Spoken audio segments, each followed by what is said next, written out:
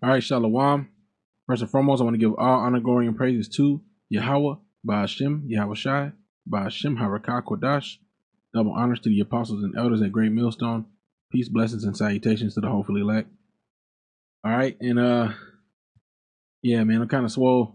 I just did this lesson, and I was going into it. I had a fire. Hey, the fire was strong, with this last one, and I'm hey, Lord willing, it'll be as equally as powerful. But yeah, I'm just basically doing a response to Apostle Gabar's video, to both of his videos about okay, brothers getting into prophecy, which was also a response to Apostle Tahar's video about us getting into prophecy. Okay, and basically he was going into Revelation. Let me get it here. Okay, he was going into Revelation 13. Okay, and it'll be verse 11. Okay, and I beheld another beast coming up out of the earth, and he had two horns like a lamb, and he spake as a dragon. Okay, and he exercises all the power of the first beast before him, and causeth the earth and them which dwell therein to worship the first beast, whose deadly wound was healed. Okay, and basically he was answering the question about who this represented. Okay, and also who this beast is. Okay, who this beast is.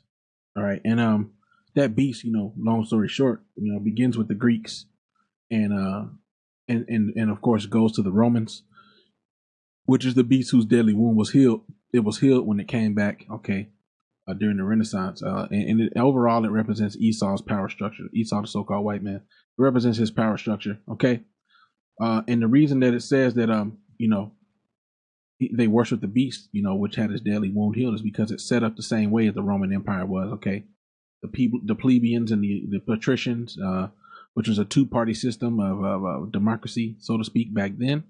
And then there's a two-party system of democracy today, the Democrats and the Republicans. Okay, so basically I want to kind of touch in on a few examples of how, okay, this beast had two horns like a lamb. Okay, the two horns like a lamb represent how it comes in the stead of peace. Esau comes with this whole peace, but really, really his war is in his heart. Okay, and the scriptures tell us that. Okay, war was in heart. Okay, get this precept. Psalms 55 and 21. Okay, the words of his mouth were smoother than butter, but war was in his heart. His words were softer than oil, but were they drawn swords. Okay, and that represents how Esau's policy is. He pushes his policy on everybody. He pushes democracy on the whole world, and he tells you it's going to be good for you. It'll be good for you economically. It'll set you up. It'll make you stronger. But really, at the end of the day, it's all to manipulate these different nations. So let me just get into this Daniel 8 and 25. Now, this is just one example of the spirit of Esau, how he does these particular things. Okay. Now this is talking about Antiochus Epiphanes. Okay, Daniel 8 and 25. Just get straight to the point. And through his policy also he shall cause craft to prosper in his hand, and he shall magnify himself in his heart, and by peace shall destroy many. He also and by peace shall destroy many. He shall also stand up against the prince of princes, but he shall be broken without hand. But the point I want to get is, and by peace he shall destroy many. Okay, all these are all attributes of Esau through his policy. He shall cause craft to prosper in his hand. Okay. What does it say? Let's get that.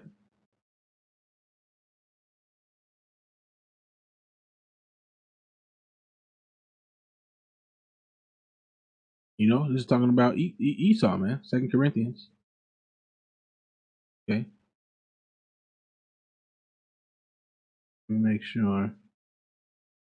Oh, you know what? That's not the one I wanted. I want to, yeah, I actually don't want that one. Slaki. This is what I really want.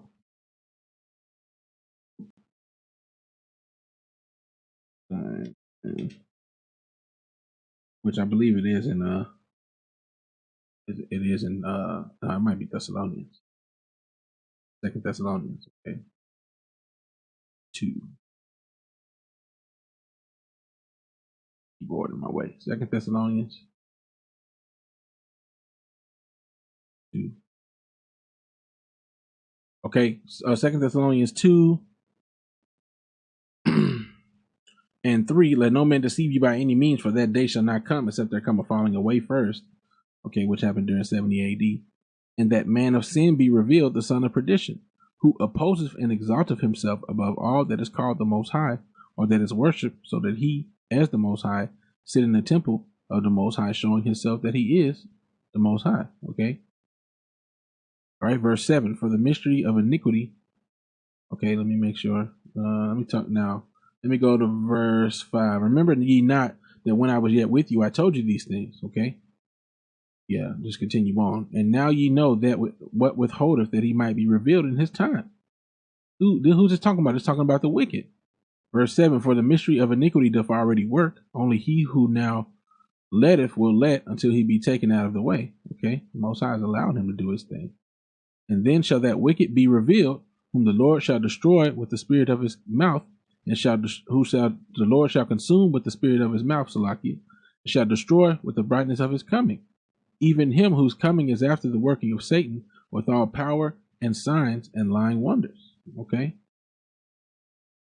and that's hey man, this is the spirit that's in Esau today, man, and that has been in Esau for a long time. That's why when you go to Daniel 8:25, okay, through his policy he shall cause craft to prosper in his hand. Okay, craft usually goes into like miracles and stuff. Let me see what that word is. Daniel, see what that word craft is.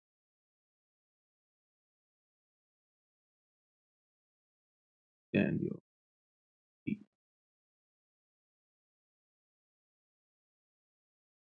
I don't want to make this too long. I'm gonna try not to go too deep into this. So Daniel 8, that word craft, okay, deceit, treachery, sense of deceiving, fraud, okay, false, feigned, subtlety, treachery. So basically, what does it say? And through his policy, he shall cause deception to prosper in his hand. Ooh, boy, that's deep, yo. Like I said, man, the words of his mouth were smoother than butter, reward was in his heart. His words were softer than oil, yet they were drawn swords. So, yeah, man, this is just going into it perfectly. The policy of Esau is set up to look really nice. It's set up to look like beneficial to these nations, but really, really it's not, man. And through his policy, he shall cause, okay, deceit and treachery to prosper in his hand. Okay, in his hand. Put this word in his hand. In his strength. Okay, in his strength, I guess. Okay.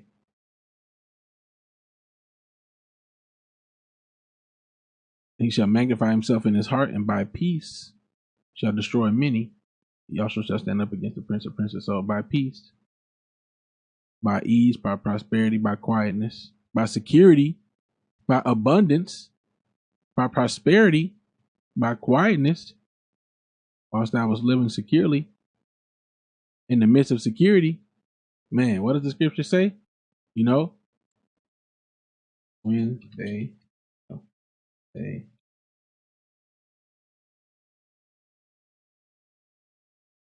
okay, First Thessalonians 5:3, for when they shall say peace and safety, then sudden destruction cometh upon them, as travail upon a woman with a child, and they shall not escape.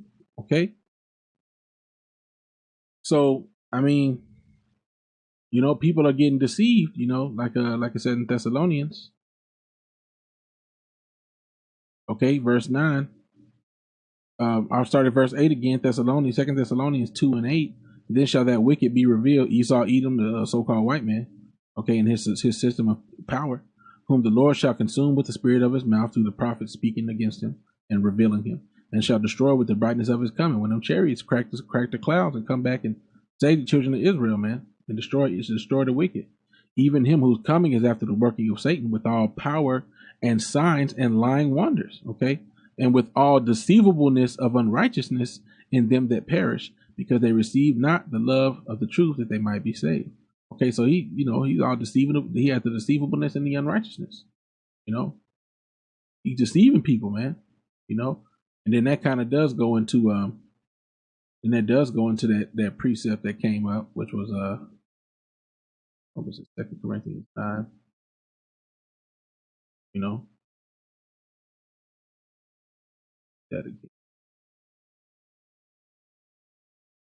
Or was it 3?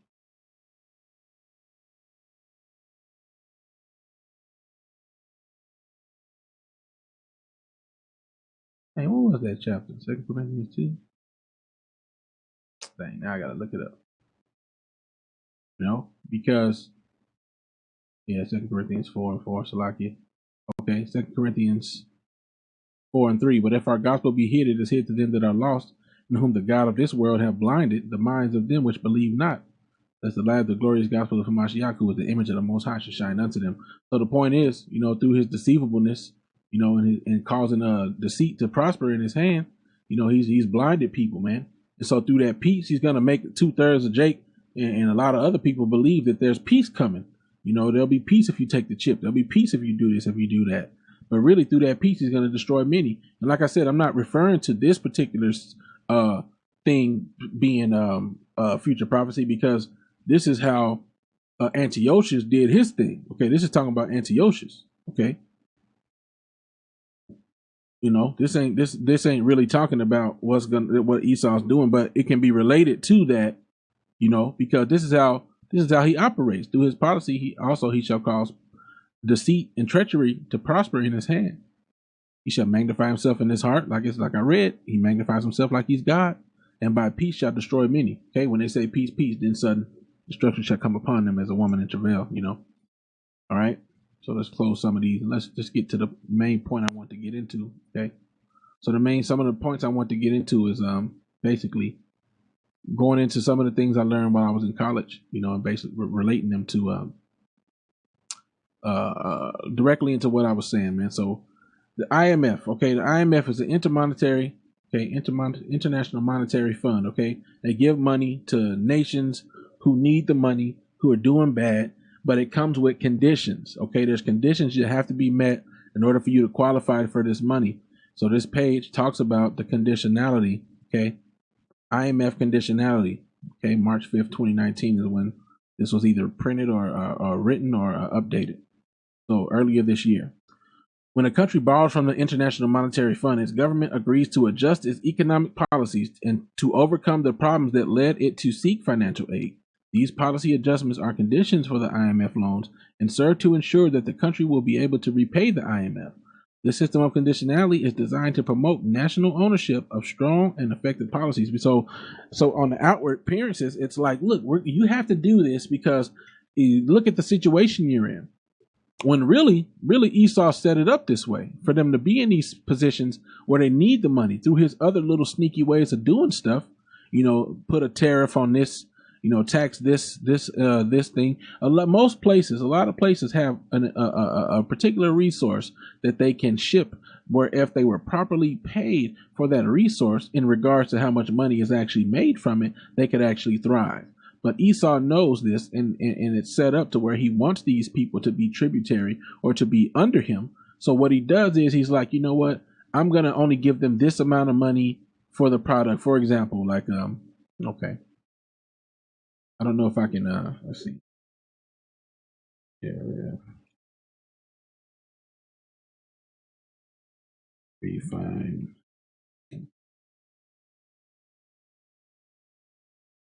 So, okay.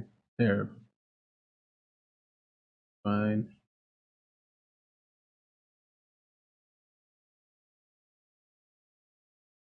I don't know if I can find it. I may not be able to find it.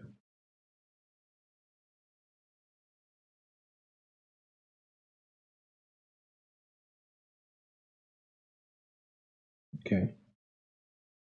See if I can. Okay, let's get this. There are instances of tariff escalation and de-escalation in broader terms where the escalation of blah, blah, blah, depends upon the objective of an important country. If the intent is to protect the domestic sugar producers or corn producers in the case of blah, blah, blah, then it's more likely that tariff de-escalation will occur in that market. If the intent to protect processing that uses the sugar, then tariff escalation is the most powerful scenario.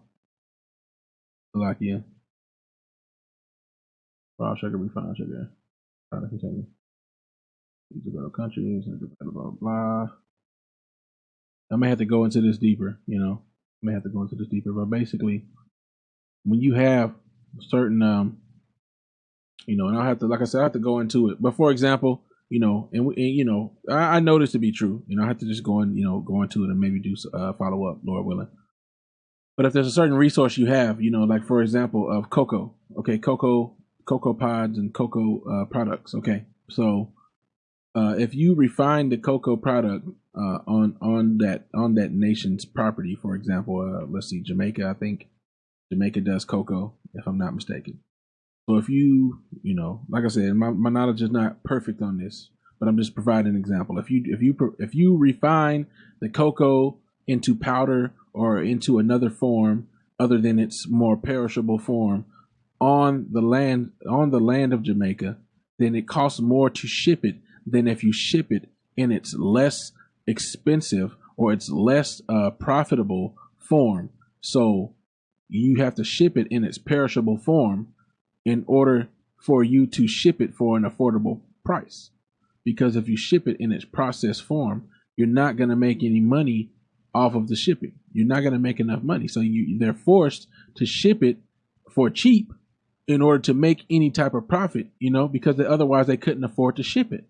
And so what Esau does is he then takes it to another place, and he processes it there. That's why a lot of times you see a product that says it comes from this place, but it's processed in one of the states in the Americas, okay?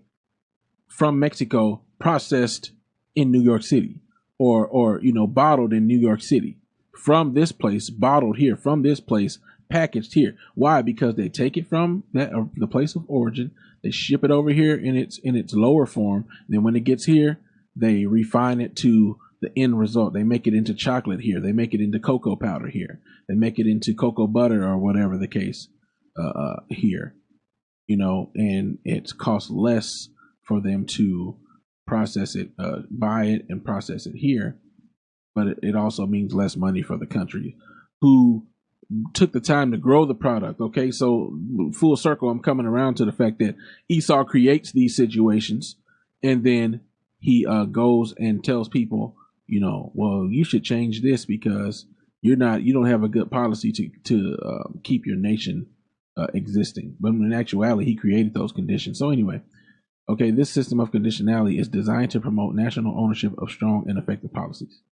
Okay, conditionality covers the design of IMF supported programs, that is macroeconomic and structural policies. Okay, so let's just get to the point of okay, let me just read this.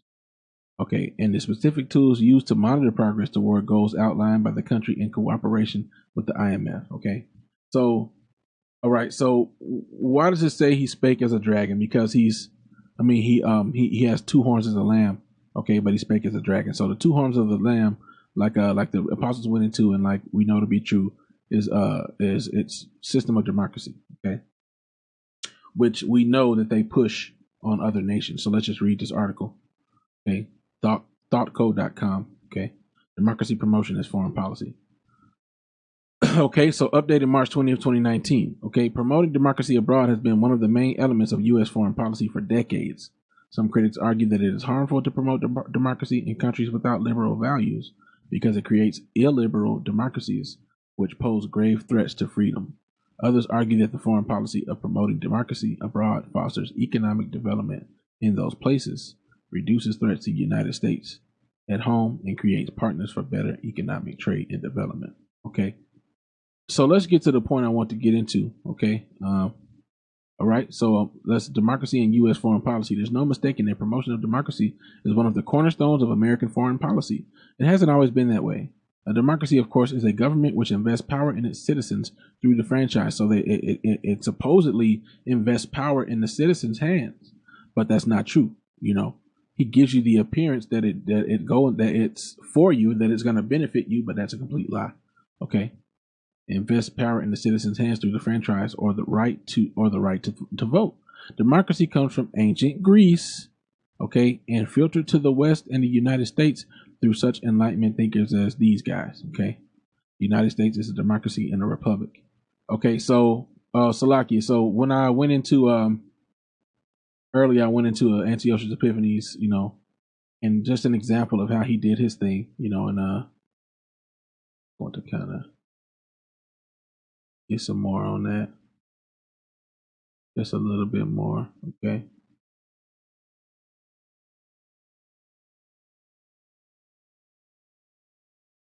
If I can find it. But yeah, basically, okay. if I can get it. Okay, so Antiochus and also Draco. Okay, so like the apostles went into Draco, speaking as a dragon. That word dragon goes back to Draco, which is tied to a word called draconian. Okay, and to this day, the adjective. So this is the website Wikipedia talking about Draco. To this day, the adjective draconian refers to similarly unforgiving rules or laws. Okay, so unforgiving rules and laws. Okay, and draconian. That's one of the ways that it speaks as a dragon, because its laws are unforgiving and unreasonable. All right, and so Antiochus Epiphanes, he kind of went into the same thing. And I just was trying to show that Draco preceded Antiochus. Okay, Draco, the draconian way of being, and him being a legislator, a representation of Draco at the Library of Supreme Court of the United States. See, yeah, this you can't tell me this place don't represent the image of the beast, man. Okay, because the Greece was the representation of Esau beginning to come into power. Okay, and then they were at the peak of their power during the Roman Empire. Okay, but anyway, so he was born in 650 BCE. He died in 600 BCE. Okay, so he preceded Antiochus. Antiochus didn't come until later in 215 BC or BCE, which is the same thing, in 164 BC. Okay, so he came later, and he furthered that whole draconian way of living, draconian way of being. He was crazy, man. They called him the Mad One, as it just said in that article. But okay, so just kind of backing up what the apostles were saying about this, starting back in Greece, and going on to the Roman Empire. Okay, so now I just want to get to the point down here. Okay, pros and cons of democracy promotion, and I'm gonna end this soon. And Lord willing, this has been edifying. When I did the first video, the knowledge was flowing, everything was flowing, but now it's kind of, going over it again. It's kind of like, okay. Pros and cons of democracy promotion. Proponents of democracy promotion say that it creates stable environments, which in turn fosters strong economies. Okay. In theory, the stronger a nation's economy and the more educated and empowered its citizenry, the less it needs foreign aid. So what does it say here in IMF conditionality? It says if you implement these policies, it will prevent you from being in that same situation that you was in before. This is also what they say about democracy. It says democracy says the people who promote it say that it creates stable environments, which in turn fosters strong economies. Okay. All right. So what does it say here? Talks about the economy. It says conditionality covers the design of IMF supported programs, that is macroeconomic and structural policies. Stable environments, structural, the structural integrity, the stability of the nation, and fosters strong economies. So this is what they're telling you are the benefits of their democracy. In theory, the stronger a nation's economy and the more educated and empowered its citizenry, the less it needs foreign aid. Okay, so what does it say? Okay, ensuring that the country's balance of payments will be strong enough to permit it to repay the loan. Okay, so that's what they're saying. They're saying that, okay, that if you follow if you follow what we're showing you, okay, that it will be, it will be a way for us to, it'll create a strong place for you. Your place can be strong. Your nation and country can be strong. The stronger a nation's economy and the more educated and empowered its citizenry, the less it needs foreign aid. So democracy promotion and U.S. foreign aid are creating strong nations around the globe. So they come with this, we'll give you money, but you need to implement these policies and show us that you can implement these policies in order for us to continue to help you. It's basically, they create these situations where you need them. And then they say, well, in order for us to help you, you have to do what we need you to do first. You need to follow this rule. And it's nothing different. That's what he's going to do today in this day and age with the mark of the beast. He's going to create a situation where people need it. Okay, people need the mark of the beast. People need Esau's help. And he's going to tell you, you can't get this help unless you take this chip. It's the same thing he's going to do is what he's doing on a bigger scale. He's going to do it on a smaller scale in America, Babylon the Great. Okay, opponents or people that are against the pushing of democracy say that democracy promotion is just American imperialism. Okay, by another name. So let's get this word imperialism. A policy of extending a country's power and influence through diplomacy or military force. Okay, and it says ruled by an emperor is the historical mindset. Okay, a policy of extending a country's power and influence through diplomacy. Okay, diplomacy, diplomatic, democracy. It's just American imperialism by another name, and it binds regional allies to the United States with foreign aid incentives. The International Monetary Fund. You could be like us. You are indebted to us, and you have to take on these policies in order for us to give you money, which the United States will withdraw if the country does not progress toward democracy. So what it says here, it says most IMF financing is paid out in installments and leaked to demonstrable policy actions. This is intended to ensure progress in program implementation and reduce risk to intermonetary fund resources. So it's like, okay, we'll give it to you in installments, but you got to show us that you're doing what we need you to do, or we're not going to give you the money. That's basically what it's saying. We need to make sure that you're actually making steps toward this, so that there's a reduced risk to the money that we're giving you. Okay. Program reviews provide framework for the IMF Executive Board to assess whether the program is on track and whether modifications are necessary. So do we need to change this? Do we need to stop giving you money? Do we need to do this? Do we need to do that? Okay. Periodic reviews combine an assessment of whether conditions have been met with a look ahead at whether the program needs to be adjusted in light of new developments. Prior actions. These are steps the country agrees to take before the IMF approves financing or completes a review. They ensure that the program will have the necessary foundation for success. Elimination of price controls, budget consistent with fiscal framework. Okay. Just reading a little bit of this. Safety nets, public financial management. IMF lending has always involved policy conditions. Until the early 1980s, IMF conditionally largely focused on macroeconomic policies. Subsequently, the complexity and scope of structural conditions increased, reflecting the IMF's growing involvement in low-income and transitional countries, where multiple structural problems may hamper economic stability. In recent years, the IMF has become more flexible in the way it engages with countries on issues related to structural reform as the conditionality system continues to evolve. I'm just going to get this. I'm going to try to end it here soon, A structural reform are essentially measures that change the fabric of an economy, institutional, and regulatory framework in which businesses and people operate. They are designed to ensure the economy is fit and better able to realize growth potential in a potential imbalanced way. Regulatory reforms, economic and legal structure, corporate governance, public sector governance. So, it goes into legislation in some aspects. Kind of like how certain things are regulated by legislation here, where businesses can do what businesses can't do, this, that, and the other. You see that a lot of that goes back to how the government operates, the fines they implement for there to be a punishment for a company to go outside of certain boundaries. Okay. So opponents say that democracy promotion is just American imperialism by another name, or American spreading their power by another name. It binds regional allies to the United States with foreign aid incentives, which the United States will withdraw if the country does not progress toward democracy. The same opponents charge that you cannot force feed democracy on the people of any nation. That the pursuit of democracy is not homegrown, then is it really democracy?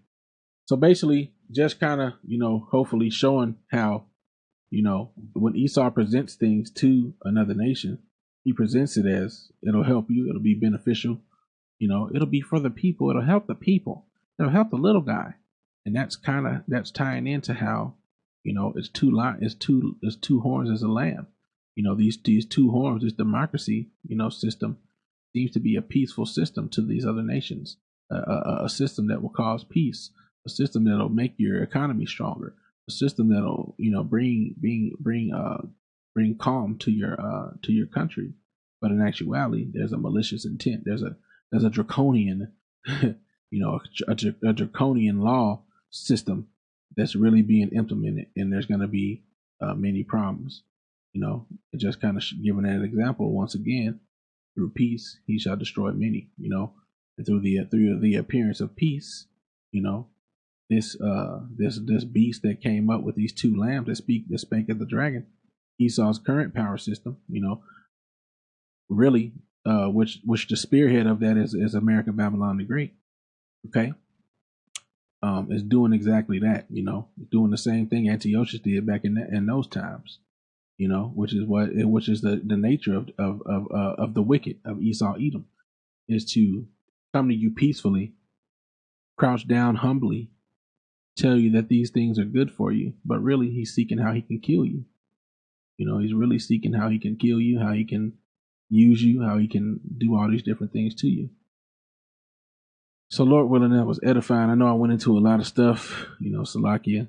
I don't even know how long this video is, but hey, Lord willing, it was edifying, you know. So with that, I'm going to give all honor, glory, and praise to Yahweh, Ba'ashem, Yahweh Shai, Ba'ashem, Harakah Kodash. Double honors to the apostles and elders at Great Millstone. Peace, blessings, and salutations to the hopefully elect. With that, I'm going to say Shalom.